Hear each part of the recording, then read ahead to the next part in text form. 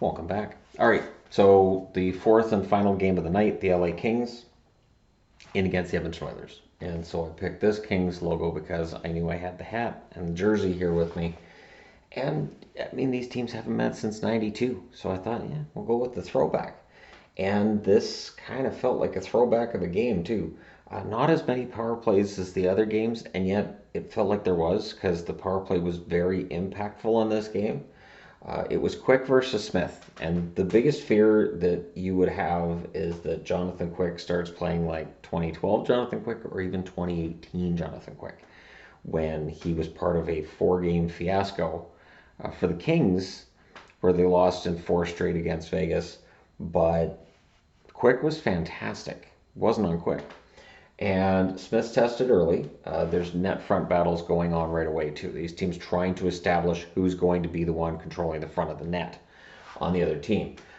Kings go to the power play. Kaliev has a shot that's saved. The Oilers clear it out. Lizotte and Grundstrom can't bury one in close. That's killed off, but it generated four shots for the LA Kings. Like I said, it felt like the special teams were very impactful. So even though there's only 8 power plays, comparatively speaking with a couple of games that had 12, it's less. It's a third less. The Oilers press, the Kings shot block. The shots are 7-1 for LA 4.5 minutes in. They came out with a game plan and they executed it very well right out of the gate. Ryan then with a near miss from in close for the Oilers. Keith has a blast that's blocked. The Oilers go to the power play. McLeod was denied. Bouchard has a chance that was saved as the power play ends. And then there was a big hit by Cassian that draws cheers on Byfield. However, the Kings would get a really good press and they would score out of it. It's more from Iafallo and Danault at 11 minutes. So this is a new line they've put together. It's normally Arvidsson that's on that line. In this case, Iafallo. It worked pretty well. This was a big part of the reason that the LA Kings end up prevailing. Grundstrom then had a rush chance that saved. Smith saved as the Kings press. Kempe was denied on a rush opportunity. Ice issues then led to a break. And you always wonder, too, when they say, well, we're going to go to break because they're fixing the ice. You wonder, is it going to be fixed though when we come back? Or are we going to have that awkward, let's make conversation with whoever because we can't play because the ice is botchy. At any rate, they did come back and it was okay. Shots are 14-7 for the Kings with 6 minutes left. Again, they played very, very well. The Kings pressed, but they're kept to the outside. Yamamoto then had a tip, and there was a near miss as the Oilers press. Kulak's denied on the doorstep. Then there's some shoving after that because they're getting too close to the doorstep there.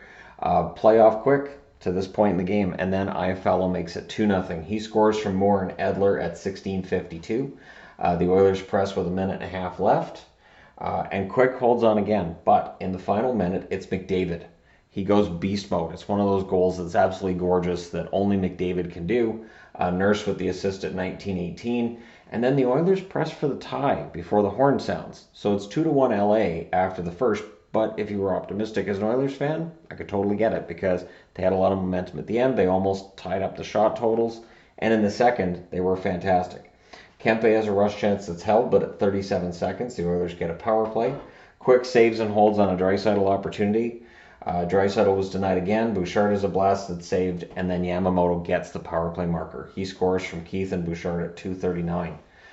Then the Kings try to answer. Brown fires one wide on a rush. McDavid then had a rush chance that was defended. The puck goes the other way, and Brendan Lemieux scores his first career playoff goal. His dad, Claude, scored plenty. Kempe with the assist at 3 minutes and 50 seconds. So it was tied for a minute and 21 seconds. And then the Kings get the lead back, and that was scored on a rush. The Oilers try to answer. The Kings get a power play. There was a shorthanded chance for Draisaitl that was saved. Then we get a crossbar for Lizotte. It's killed off. The Oilers then get a power play. Barrie has a shot that's blocked, but they score. It's Draisaitl, second power play goal of the period for the Oilers. And Draisaitl with the goal from McDavid and Yamamoto at 9:56. So the score's tied at 3. This looked like it could end up being a really high-scoring game. And I kind of thought at this point, I thought this is the one that might need overtime. Most of the results tonight were kind of anticlimactic by the end of it, unless you're cheering for the team that won, in which case it's very climactic. I don't need to hear the details. So, yeah, with that Draisaitl goal, he outweights Quick. The Oilers then press for the lead. The Oilers go back to the power play, which pressure will do for you. McDavid is a blasted save. Very dangerous power play yet again. They were trying for that third power play goal of the period. McDavid has a net feed that's blocked, and the Kings survive it. I wanted to say they killed it, but they didn't. They survived that power play.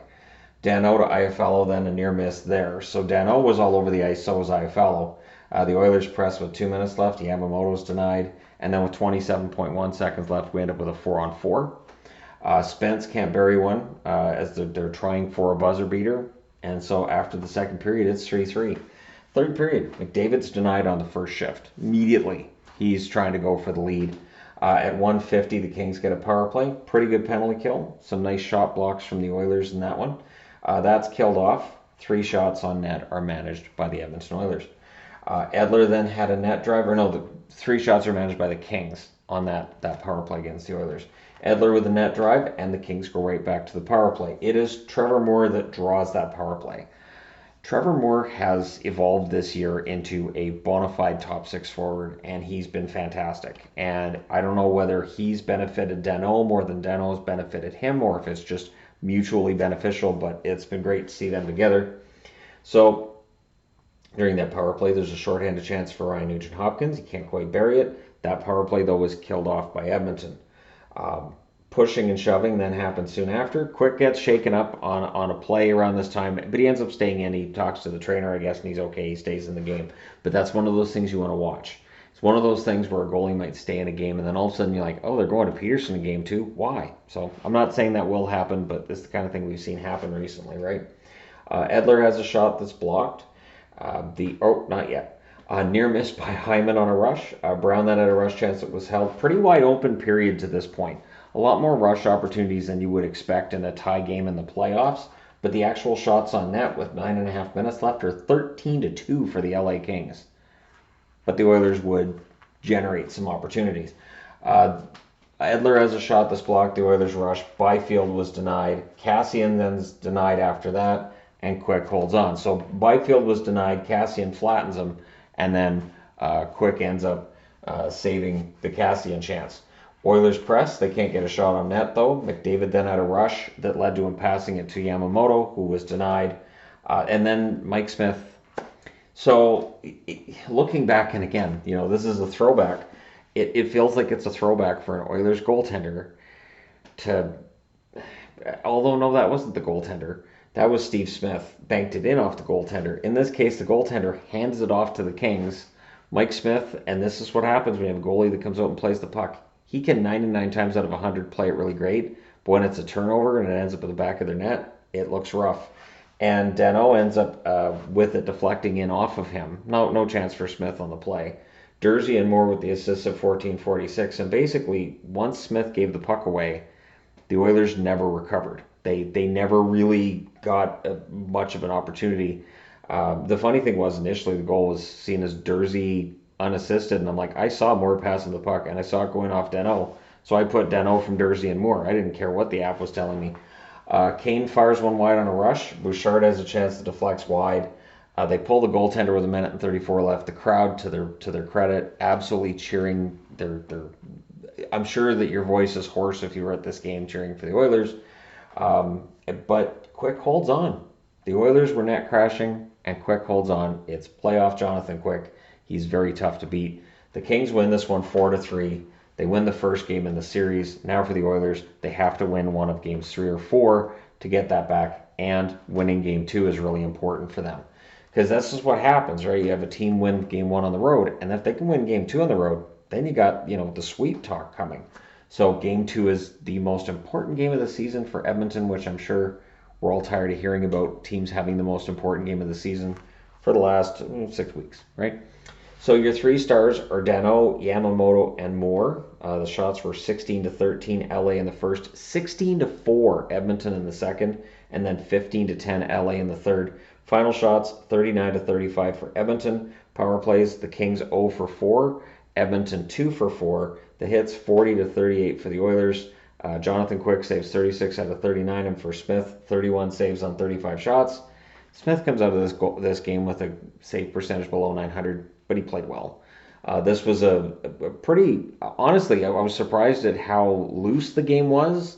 I mean, we end up with 74 shots. I'm surprised by that. I figured the Kings would be trying to really clamp down on it, and they went out and it was a shooting gallery, and they won.